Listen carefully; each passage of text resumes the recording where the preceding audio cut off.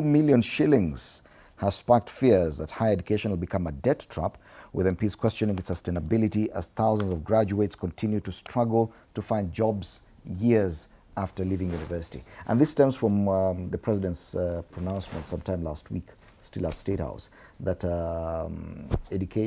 tertiary education will be fully funded, yeah, for anyone who gets to join university or TVET or any tertiary institution. Now, it's a system that is being practiced elsewhere, like in the US, and you hear every time there are campaigns, they talk about student debt, because that is the model of funding. And we're just wondering and questioning, is it time for Kenya to follow that route, that this should be your burden as a student, that once you graduate, you know, the first burden you have is to clear your student debts, which runs into the millions.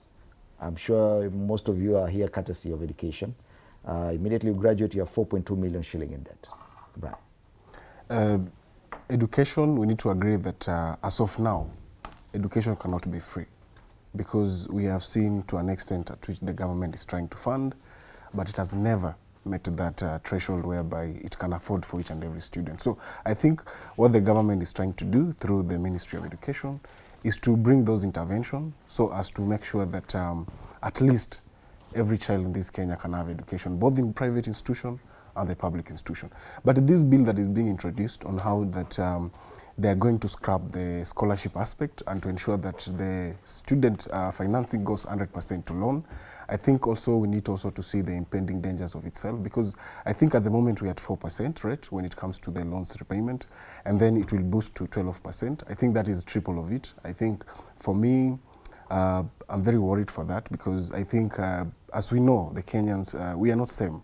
A lot of parents are living beyond that level that we think that they cannot afford such kind of the prepayment. And if that loan goes to the student, I think for the medicine student, though I think at the same time, when you finalize your education, the salary for medicine students is very high. And if you use a lot of loans to finance your education, then it means the capacity to repay is also possible. Yes. We must look those angles between during the studies and also post studies when one is graduating. So I think we need to understand it more, that bill how it comes, but also we must also caution the parents who cannot afford to pay for their students. But at the same time, the research says that it takes a minimum of 5 years for one to find the job.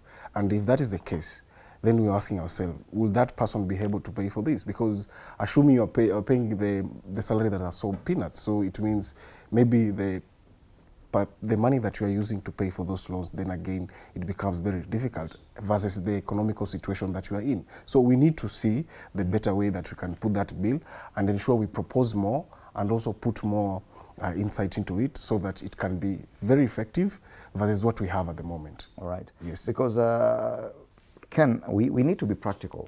University funding has been a problem, and we are struggling to get the right formula to fund this university. Many people have fallen off because probably their parents could not afford, probably because they could not afford as well. But this prospect or this idea of pushing it to until after, so you can access education 100%, then once you graduate, that's when now you decide you get to pay for it. It's an idea that has worked elsewhere. Do you think it can work for Kenya?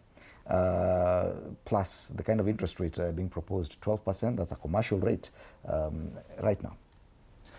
You know, Fred, the issue of education is very critical, and